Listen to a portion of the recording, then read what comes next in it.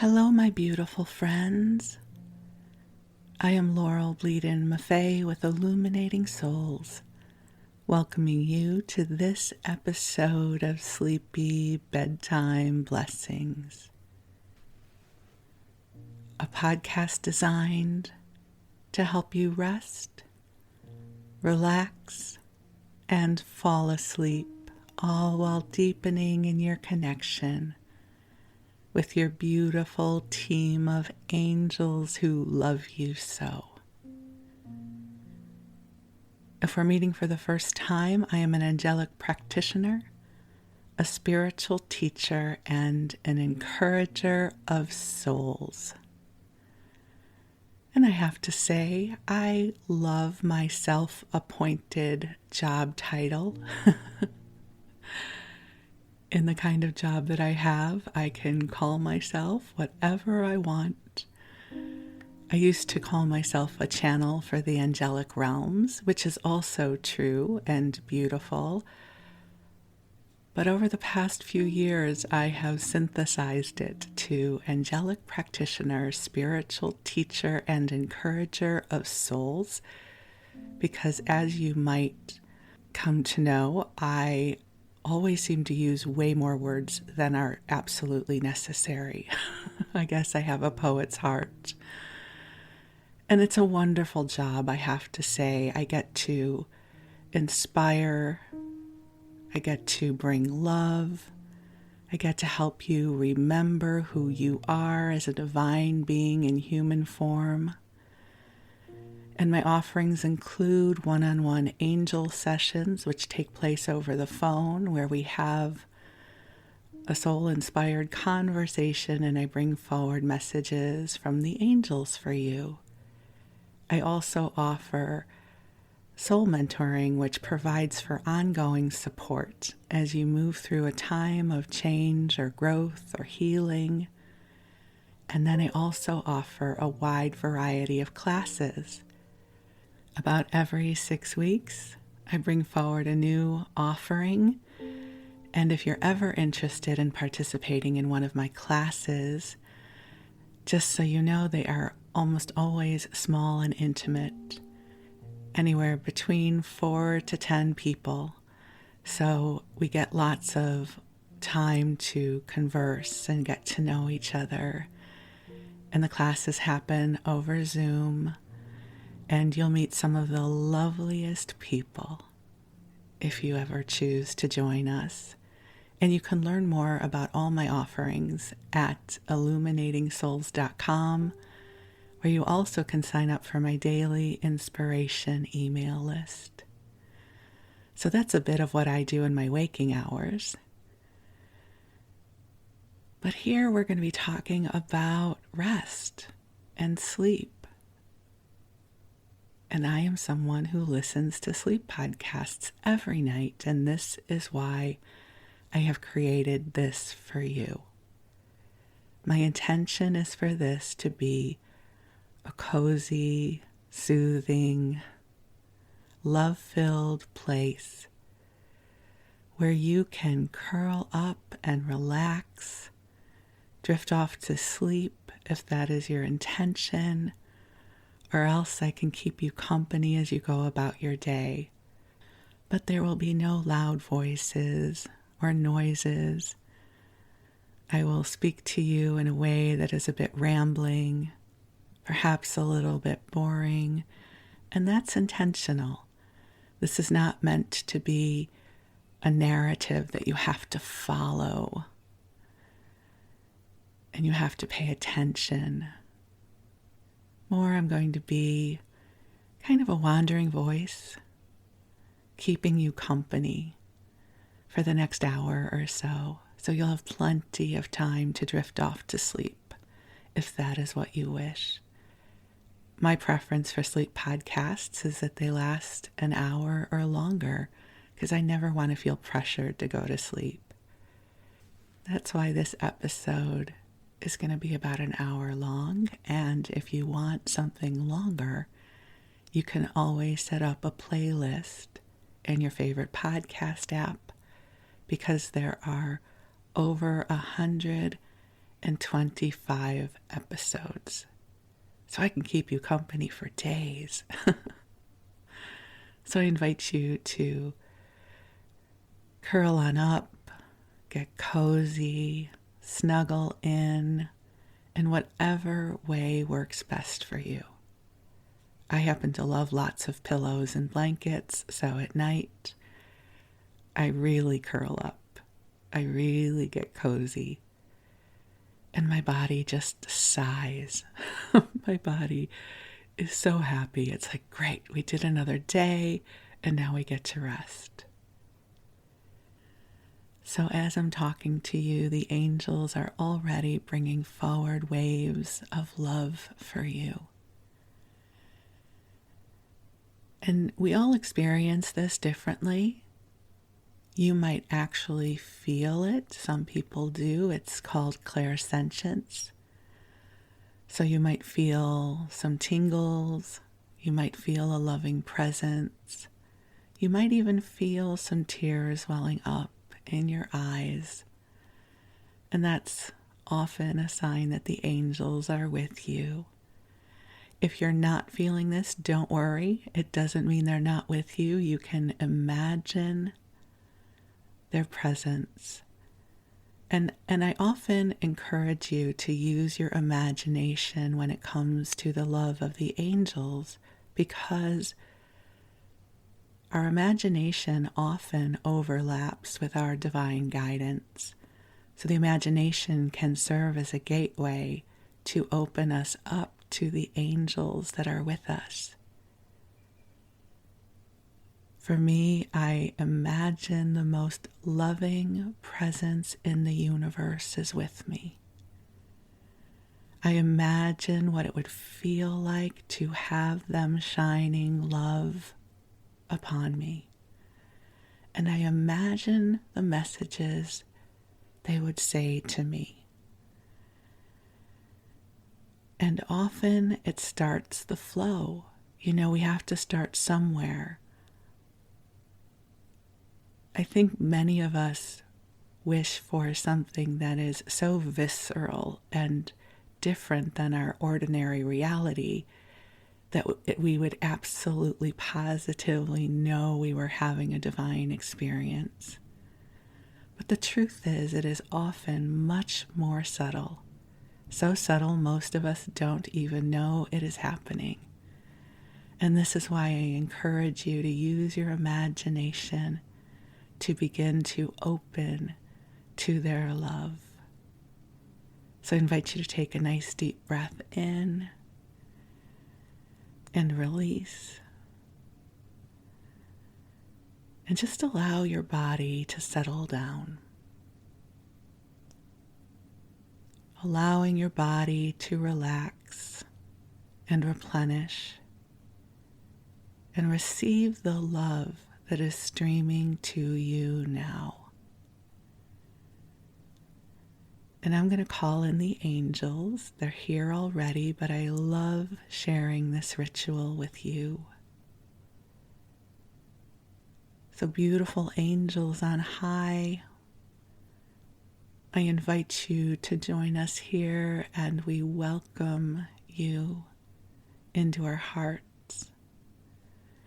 Thank you for helping to co-create this beautiful divine sanctuary where we can rest and replenish.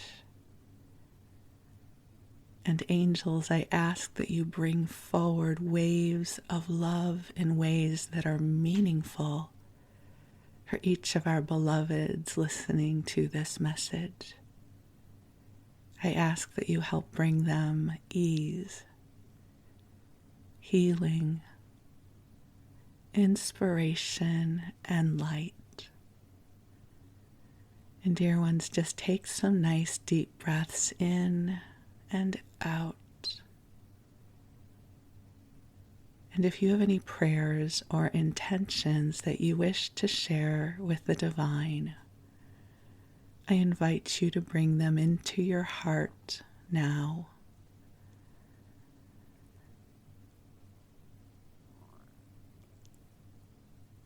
And as you do, Your prayers and intentions are received in the heart of God.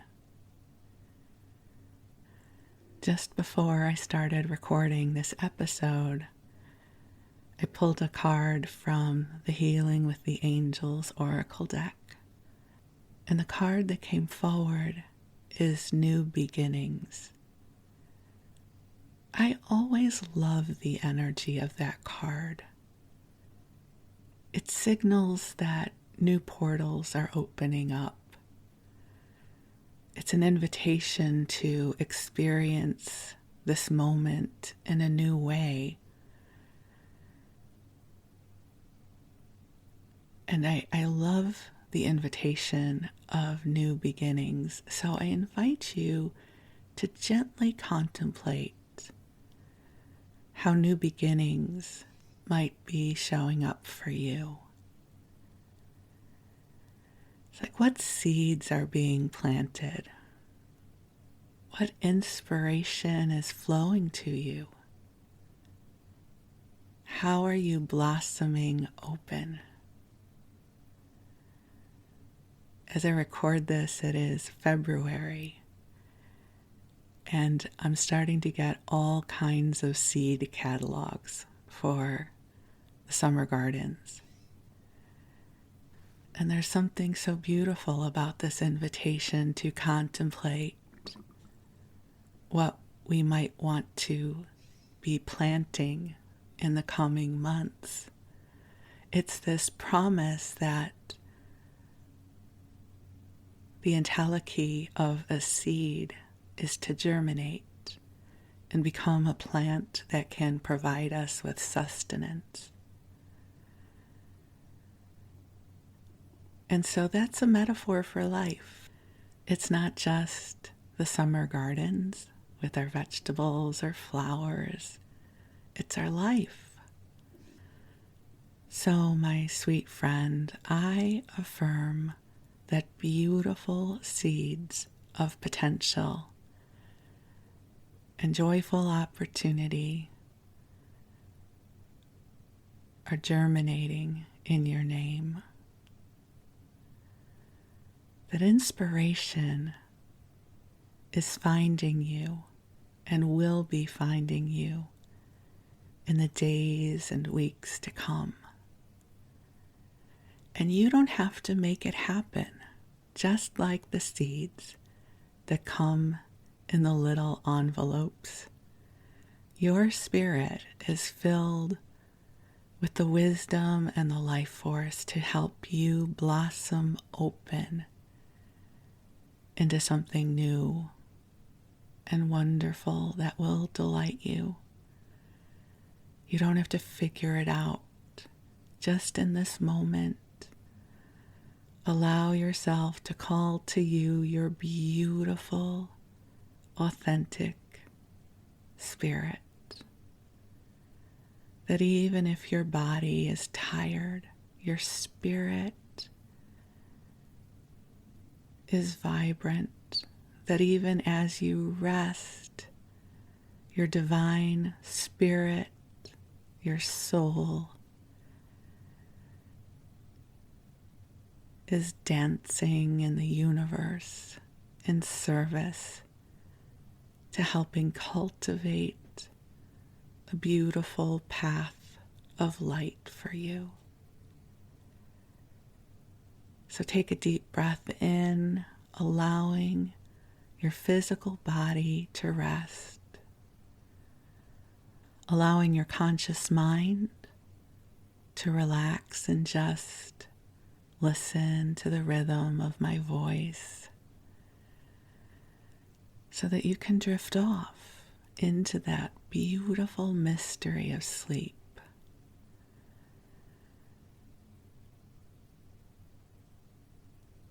And just breathe and know that there is so much love here for you.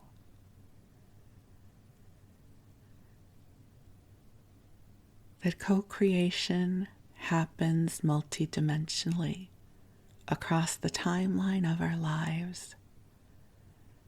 so that even if you're tired, even if you're not sure where you're going or what to do, the greater expanse of all that you are is navigating, is helping, is supporting you on your life's path, as are your angels. You have so much support flowing to you now, even while you rest. So allow the love of your angels to stream to you now.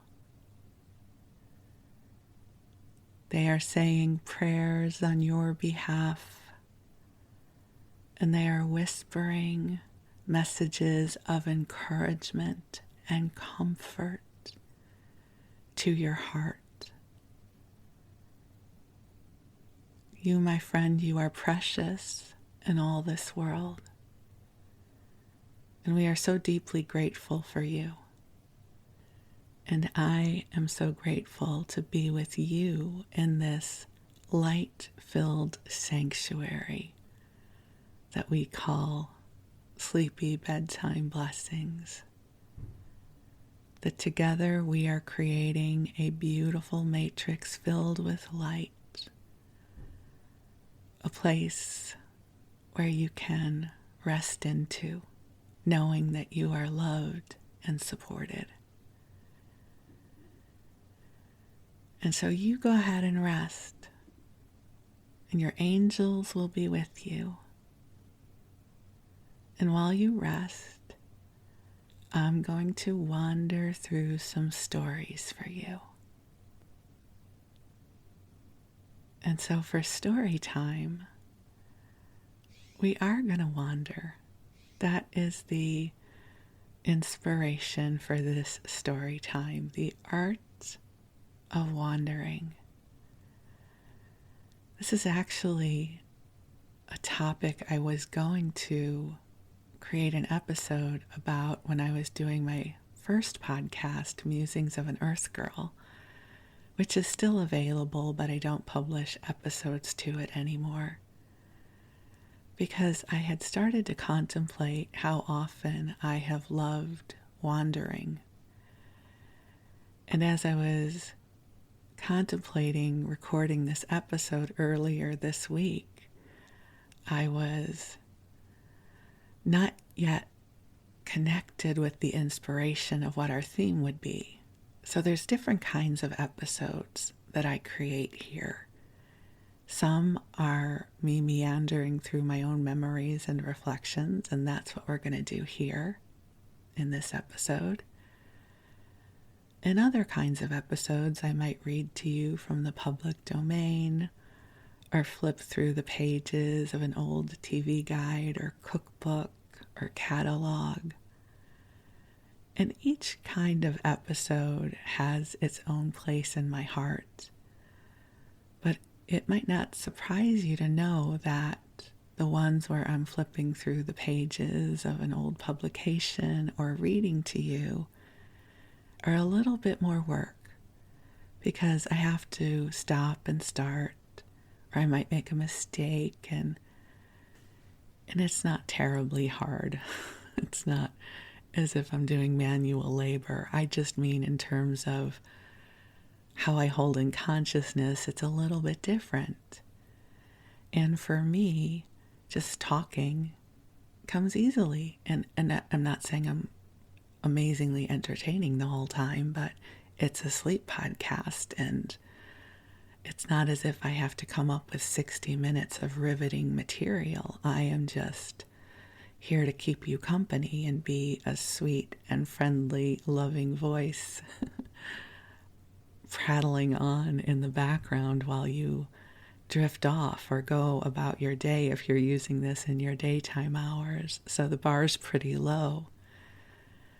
So for me, the easiest episodes to create and edit are the ones where I just share about my life and I wander. And so was it yesterday or the day before, as I was contemplating this episode, I thought, oh, I just want to wander.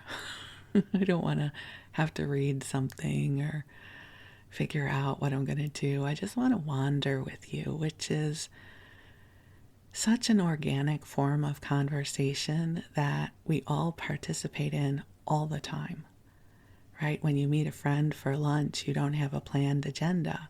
You wander in and out of conversation. And there's such rich intimacy in wandering. And so that's what we're going to contemplate in this episode, is some of the different ways that wandering has shown up in my life. So as I was contemplating this, there were two really significant memories that showed up for me. One is from childhood, and I think it must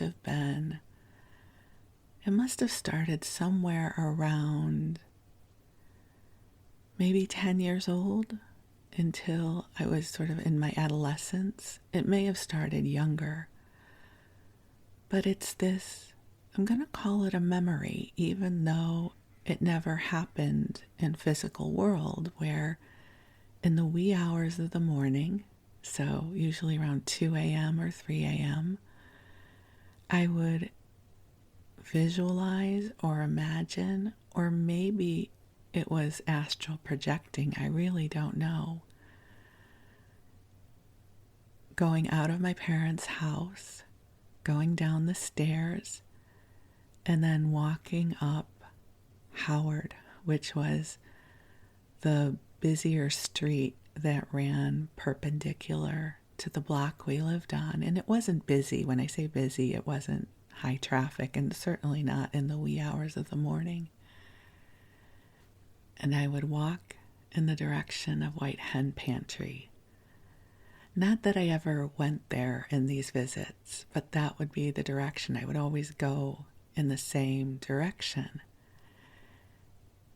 And this happened many times. And to this day, I can still see it in my mind's eye and feel it on my skin. It's always like a cool summer night, so it's never in the winter. So I can see the trees are filled with leaves. So there's a little bit of a rustling. You can hear the crickets at night singing their song. And it would always soothe me. And I don't really know what that was all about, but I now think, I wonder if I was astral projecting, because it was always so real to me that I almost wondered if I would sleepwalk and do that. Like, was I really going in my physical body? But I don't think I did. But that's one of my first awarenesses of wandering. So that might sound like a little bit of a strange one, but it came forward, and so I thought I would share it with you. The memory is so strong for me still. And it's interesting that I always went in the same direction on the same side of the street. And there was something very soothing about it. So the second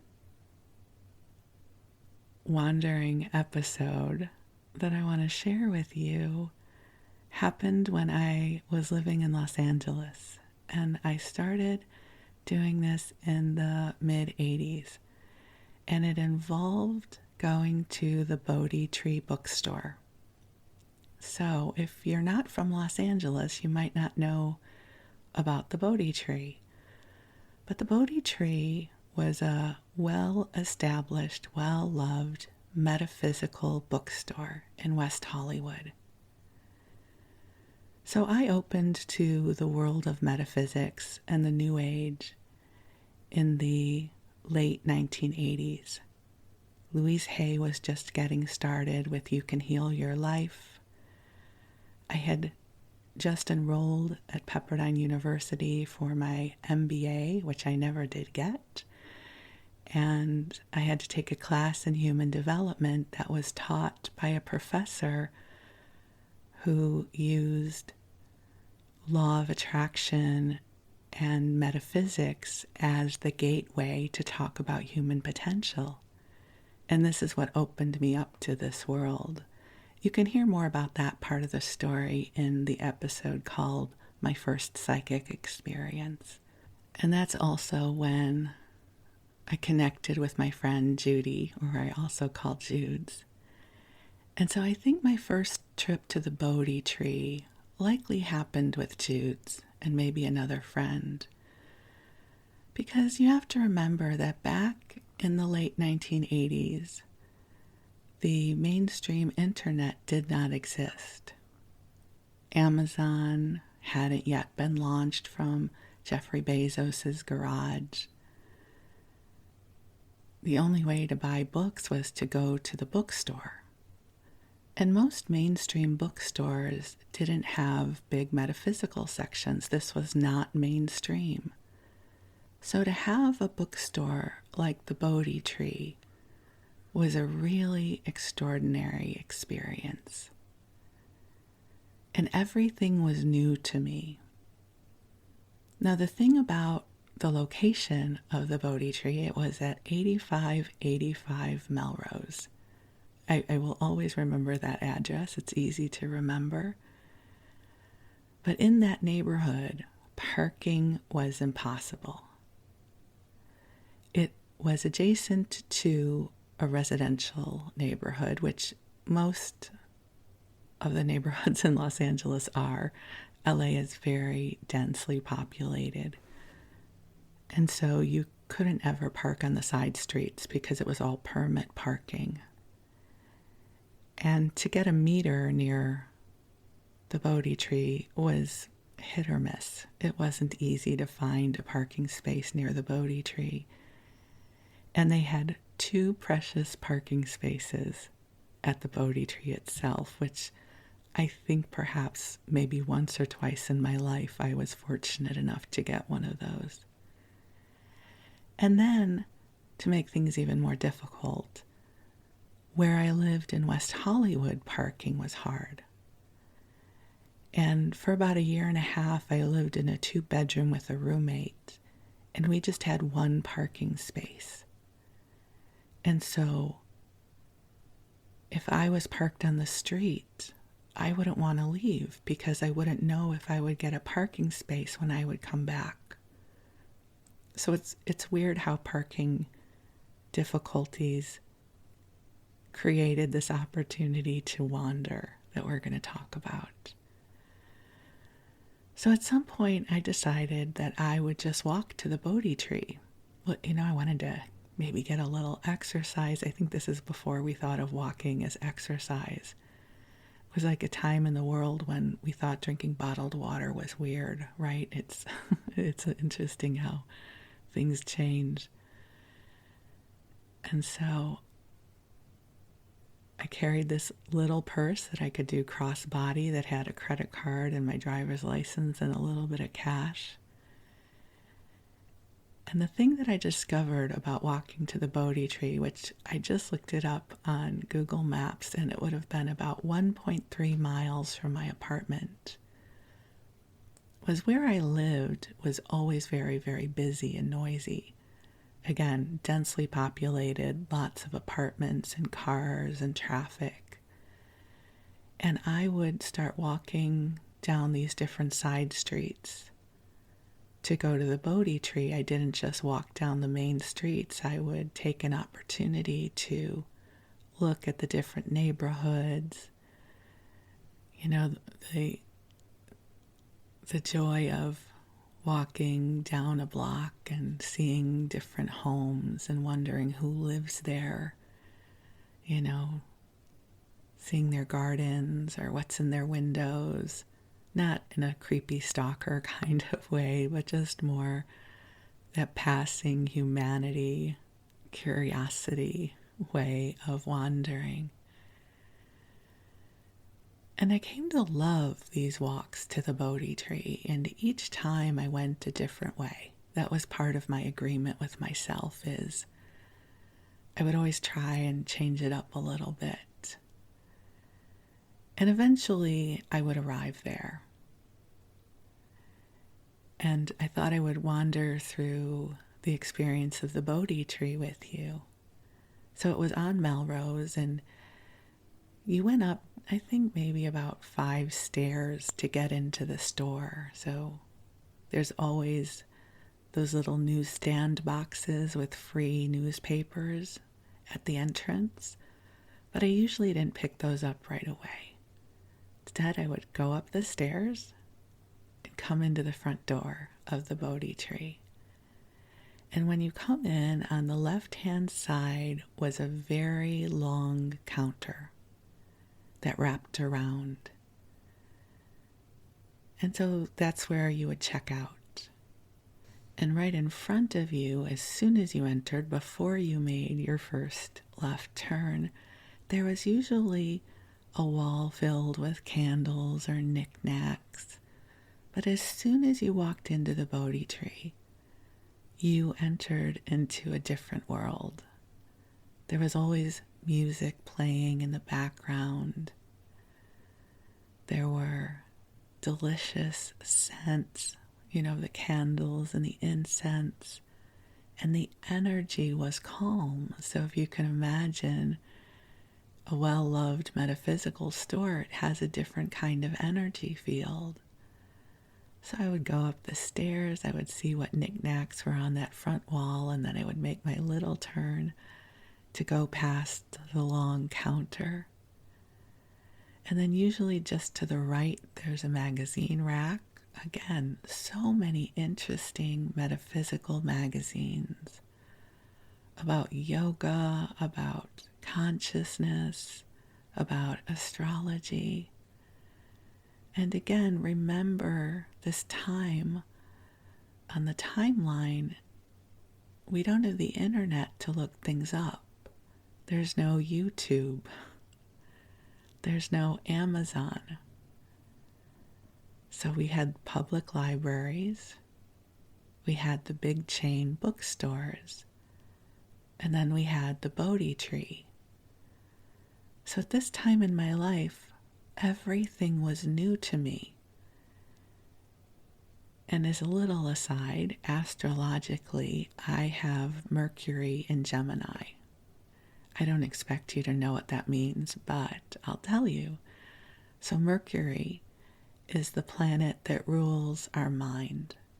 And Gemini is a sign of intellect and thought.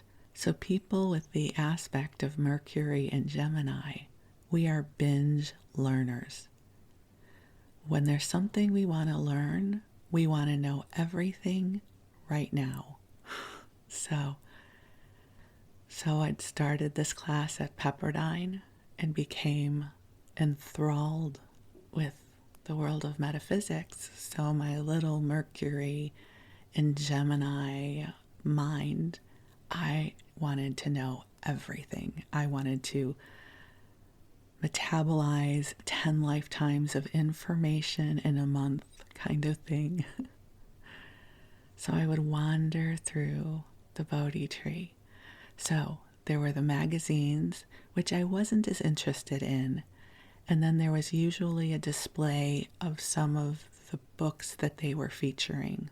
You never knew what you would find in that front display. And then there were different areas and alcoves where each subject had its own section. So you could find a section on Atlantis, or a big section on astrology, or past life regression. Whatever you're interested in, they had all the books. And there was nowhere else you could go to wander through this selection, right? How was I going to know what kind of books on Atlantis might exist if there's no internet? And the library wasn't going to have them. These weren't the kinds of books that they stocked. So I'd go to the Bodhi Tree. It was almost like being in this great hall of knowledge. And I would wander through all the shelves. And there were a couple of chairs scattered about different parts of the store. So on a good day, I would get one of the chairs because they were always full. And they always had this delicious herbal tea brewing. So you could wander through the shelves of the bookstore and get your stack of books that you were interested in and hopefully manifest an empty chair and get a cup of tea and sit. And I always bought one or two books, so I didn't just go there and read for free. I looked through the books to see which ones were supposed to come home with me. And I can just visualize the layout of the store. So I seem to recall that to the right and back of the store, they had a lot on Eastern religion, I think. I might be wrong about the layout of the store, and philosophy. And I mention that because I didn't spend a lot of time there. There was another alcove right when you walked in, and if you just kept walking straight to the back of the store that way, that's to me where a lot of the magic was. There were things about Atlantis and Lemuria, like all these things I had no idea about. There's lots of cool mystical stuff back there. And then I was also really enchanted by the past lives section. Oh, I was so enamored by this concept of past lives and reincarnation. It's interesting that I was not interested in angels at all at that point. The angelic connection hadn't yet been awakened for me. It was more as if I was learning the ropes, like, okay, how does all of this work? And then there were also books on numerology and dowsing using pendulums. And I was also deeply interested in Hawaiian shamanism, huna, because that was my foray into metaphysics, was the book Mastering Your Hidden Self by Serge Kahali King. So I would spend easily an hour or two in the bookstore looking for treasures. You know, the kind of oracle cards we are used to now, you know, the angel oracle cards, they weren't a thing yet, so they just had tarot decks, and I remember not necessarily being tremendously interested in those. So at some point, I would put the books that I wasn't going to get away, because I was not the kind of heathen that would just leave them out for someone else to put away. I would always find where they went, and I would put them back. And I would take my one or two treasures up to the counter to check out, and there was almost always a line at the counter, and it wrapped around. So as you were approaching the counter, and one side of the counter had all of the jewelry and pendulums and bracelets. It was so beautiful, and they had crystals, and they had crystals at the Bodhi Tree, but I don't remember crystals being as big a thing as they are now. They might have been, and I was just oblivious to it. But I did get a few pendulums and some jewelry, because that was always really cool. And then you would wrap around the counter to pay for your purchases. And they always put a Bodhi store bookmark in one of your books. And then they would go into a paper bag. So we weren't using plastic at that point. I mean, maybe we were somewhere, but I just remember the feeling of the crisp paper bag with one of my treasured books in it. And then I would walk outside, and the Bodhi tree was always, it wasn't dark, but it was very cozy. And then I remember I would walk out the door and go down the stairs, and it was always so bright. I had to adjust my eyes. And that's when I would pick up the free magazines that were always in those little newsstand boxes right outside the door. And then, if you've been listening to this podcast long enough, you know that many of my memories involve food, and my wanderings to the Bodhi store are no different. Oh no, it was not just about some delightful metaphysical procurement. There must be some treat involved for me as well that is food related. So there was this delicious frozen yogurt store on Santa Monica Boulevard. Now, frozen yogurt was just starting to be a thing.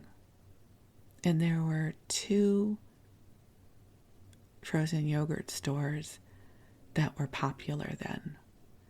One was the Big Chill, which I guess is still very popular, which is on Olympic and Westwood Boulevard. It's Big Chill, B-I-G-G. I think it has 2 G's. And the other one, and I can't remember the name of it, was on Little Santa Monica Boulevard. Now, what both of these yogurt stores had in common was they both had amazing peanut butter frozen yogurt that I loved, and neither of them had enough parking.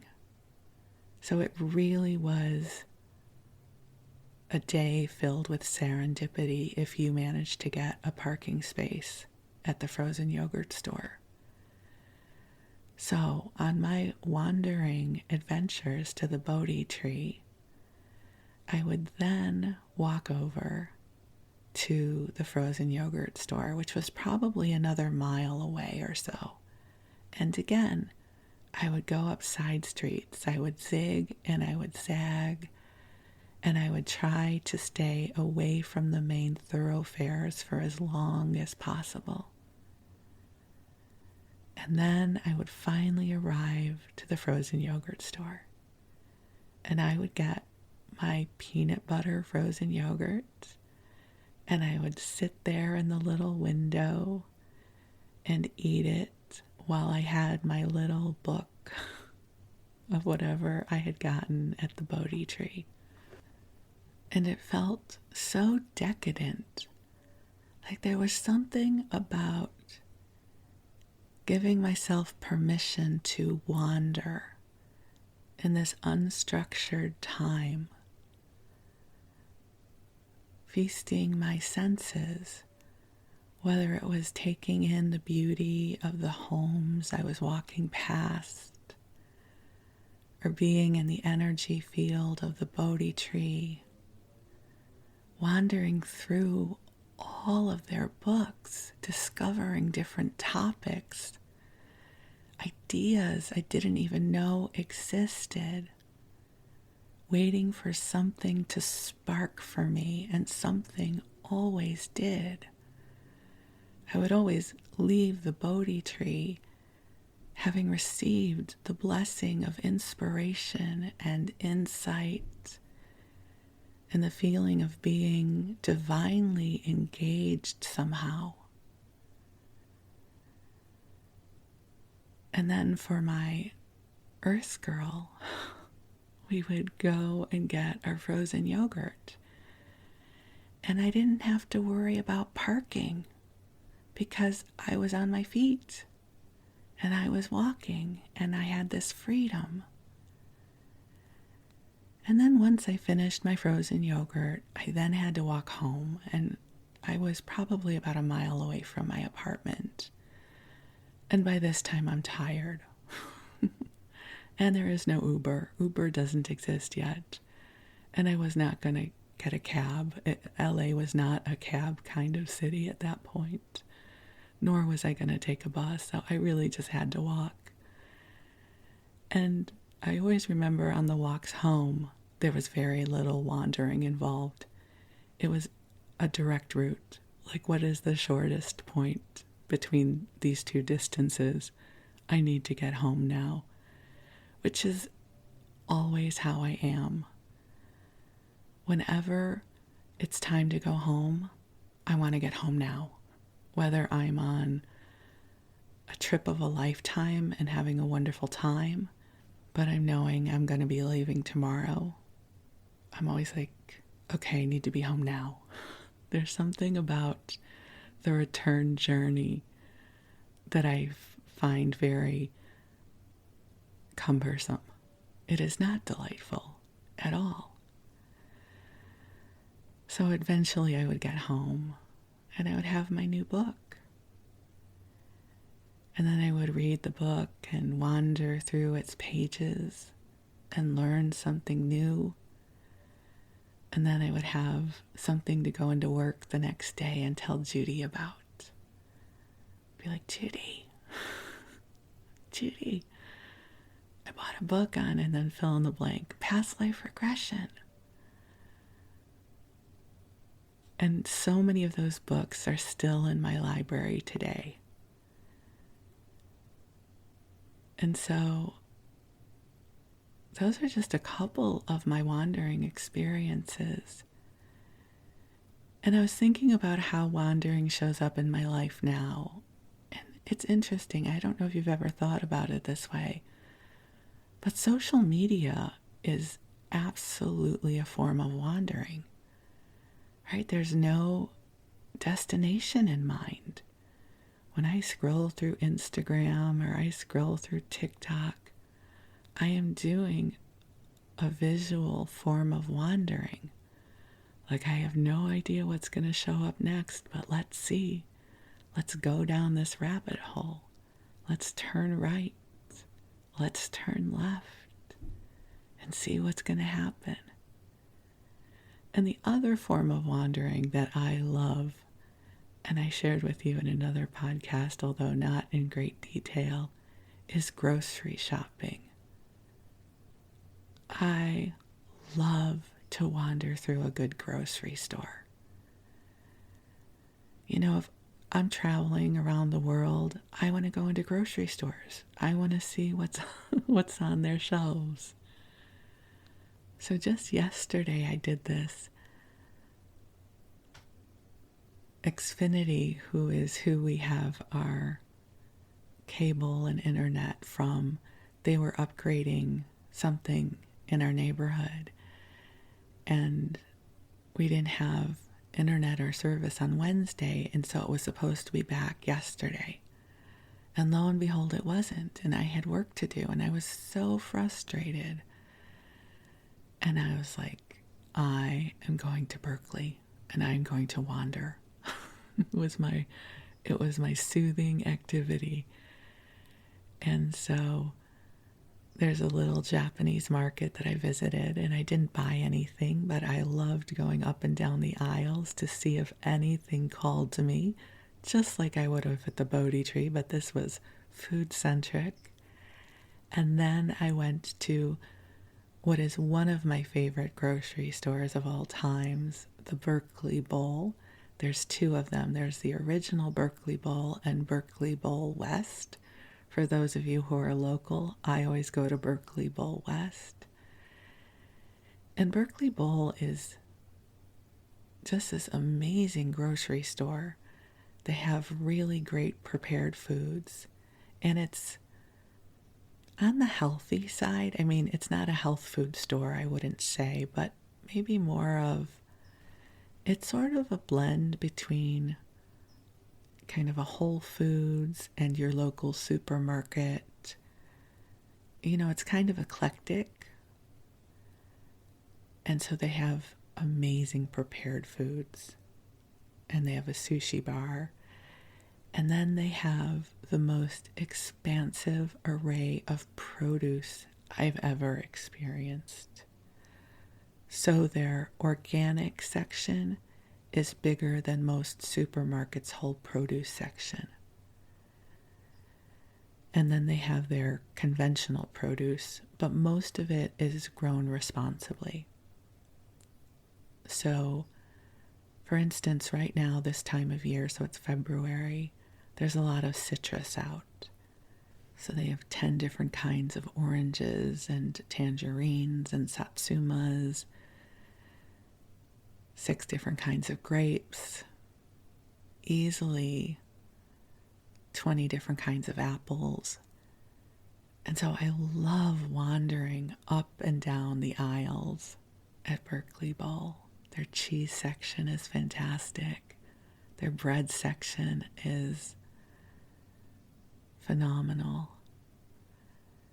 And so I wandered through Berkeley Bowl yesterday, and they had some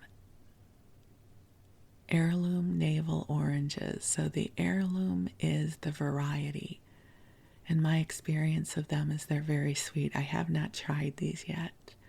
I'm hoping they're sweet because I have a hard time with citrus, but I love it, so I'm hoping they're going to work for me. And I bought something called a Valentine pomelo. So if you've ever had a pomelo, it is like a giant grapefruit, only much, much sweeter and better, but still kind of tart. And I have always loved pomelos, but again, I don't do very well with citrus. So this was smaller than the usual pomelo, and I'm hoping it's going to be sweet enough that I can enjoy it. So my wanderings produced some lovely produce. And then I wandered to this wonderful bakery that's part of an outlet called the Cheese Board Collective. They also make great pizza, but I wanted to wander in there because they always have so many different kinds of bread, and I don't eat sugar anymore, so that I can get different kinds of rolls that aren't sugar-based delights me. So I bought a couple kinds of bread, including an onion bialy that I haven't eaten yet. So that's a reflection on how wandering shows up for me at this point in my life. It usually has to do with food. I used to love wandering through stores for clothes and stuff, but I don't really enjoy that anymore. It overwhelms me. I don't know. Just it's too much for me. So now when I go into a store for clothing or something, I'm typically very destination oriented. I need something, and so I'm going in to find it. Whereas my food forays tend to involve more wandering.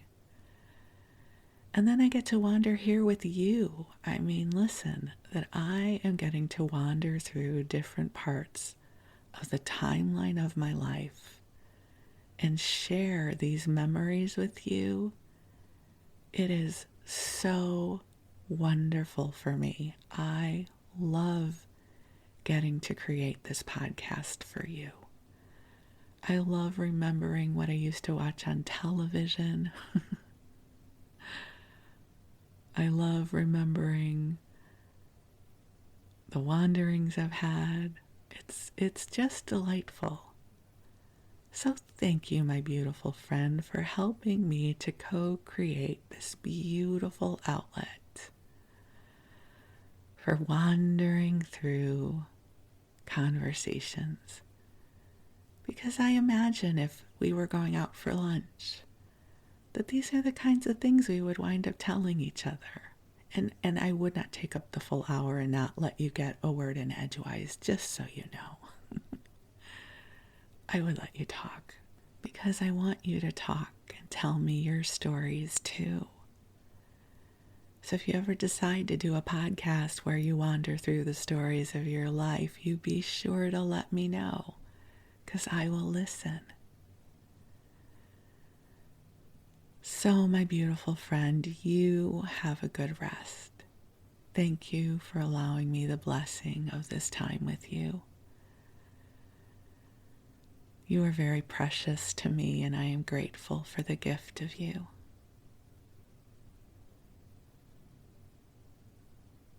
So thank you. We'll be together again soon. Good night.